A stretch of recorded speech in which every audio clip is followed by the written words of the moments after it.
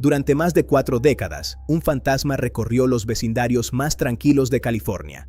Un depredador invisible que parecía conocer cada grieta del sistema porque, irónicamente, juró protegerlo.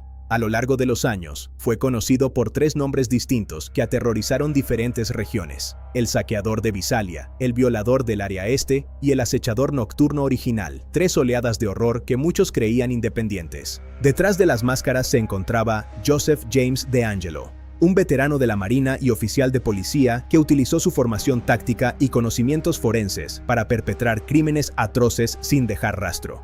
Nacido en Nueva York en 1945, su infancia estuvo marcada por la inestabilidad. Se dice que presenciar traumas familiares en bases militares moldeó una psique perturbada que explotaría años después en California. DeAngelo no era un criminal común. Estudió justicia criminal en Sacramento State, comprendiendo profundamente cómo funcionaban las investigaciones, lo que le permitió evadir a sus propios colegas durante décadas. En 1973, comenzó su carrera como oficial en Exeter. Mientras llevaba el uniforme de día, por la noche iniciaba sus primeros actos delictivos en la cercana ciudad de Visalia, comenzando su transformación. Como el saqueador de Visalia, cometió más de 120 robos. Su objetivo no era el dinero, sino el control. Revolvía las pertenencias más íntimas de las personas y se llevaba pequeños recuerdos sin valor real. En 1975, el saqueador se convirtió en asesino. Joseph DeAngelo mató al profesor Claude Snelling cuando éste intentó valientemente proteger a su hija de un intento de secuestro en su propio hogar.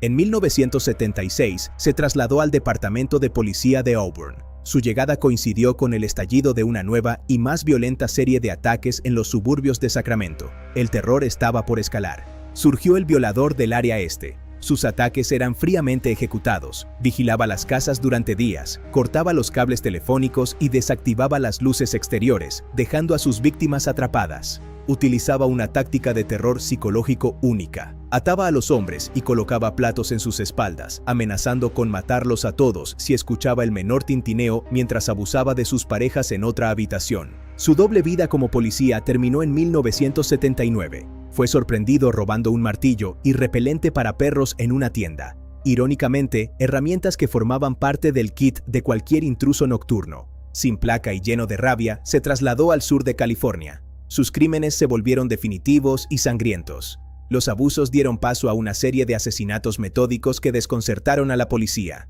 El acechador nocturno original había nacido. Asesinó a parejas en la seguridad de sus dormitorios, como Lyman y Charlene Smith.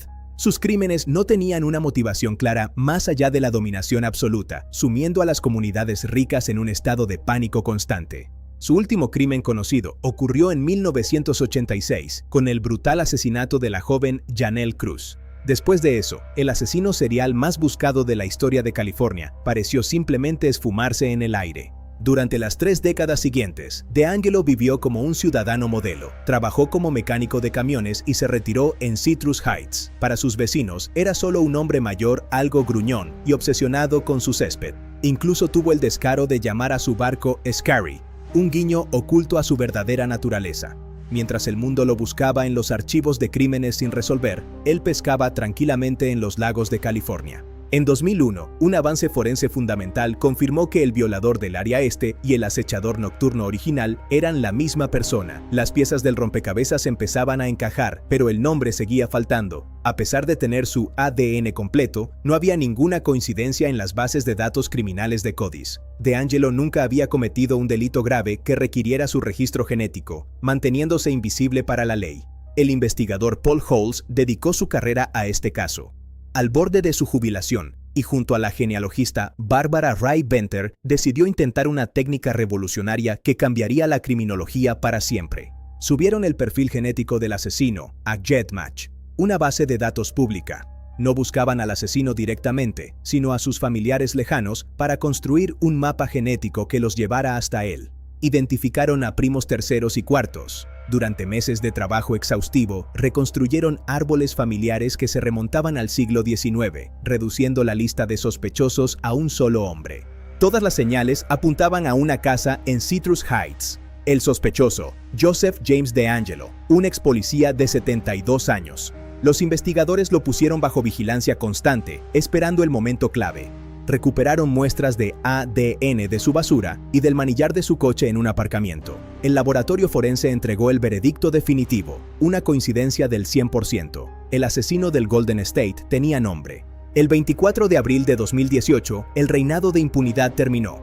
DeAngelo fue arrestado frente a su casa. Su única preocupación aparente fue decirles a los oficiales: «Tengo un asado en el horno». El rostro del asesino del Golden State fue finalmente revelado al mundo. Un anciano frágil en apariencia que escondía décadas de sadismo y violencia. La captura fue una victoria para la justicia y un alivio para todo un estado. Para evitar la pena de muerte y ahorrar a las víctimas un juicio prolongado, DeAngelo se declaró culpable de 13 cargos de asesinato y secuestro, admitiendo también docenas de otros delitos que ya habían prescrito. Debido al enorme número de personas involucradas, la sentencia se celebró en el Salón de la Universidad de Sacramento. Por primera vez, las víctimas pudieron hablarle directamente a su agresor frente al mundo entero. Durante 3 días, el mundo escuchó testimonios de una valentía inigualable. Las supervivientes compartieron el horror que vivieron, pero también el poder que encontraron para reconstruir sus vidas a pesar de él. En sus últimas palabras públicas, DeAngelo dijo estar arrepentido. Sin embargo, para los fiscales y las familias, sus palabras fueron solo otro acto de manipulación por parte de un hombre que nunca mostró compasión real.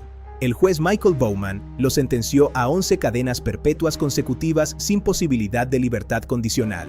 Se aseguró de que Joseph James DeAngelo nunca volviera a respirar el aire de la libertad. El caso del Golden State Killer no solo cerró una herida abierta, sino que revolucionó la ciencia forense. Hoy, la genealogía genética sigue dando nombres a las víctimas y rostros a los asesinos que creían estar a salvo en las sombras. La justicia finalmente prevaleció.